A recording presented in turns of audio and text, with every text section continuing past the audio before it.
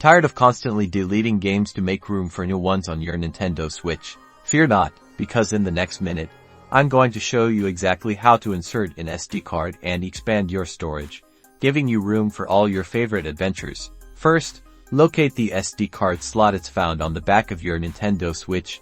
Underneath the kickstand on the right side, make sure your Switch is powered off before proceeding. This is crucial to prevent any data corruption. Carefully open the kickstand to reveal the SD card slot. Now, take your MicroSD card. Make sure you're using a compatible MicroSD card.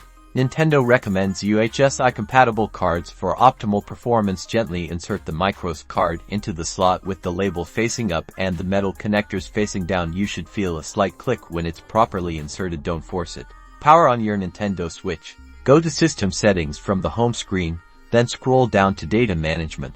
In Data Management, you can choose where your downloaded software and saved data will be stored, either the system memory or the SD card. You can view the available space on both your system memory and your SD card. Now you have extra space for all your games and screenshots. Enjoy!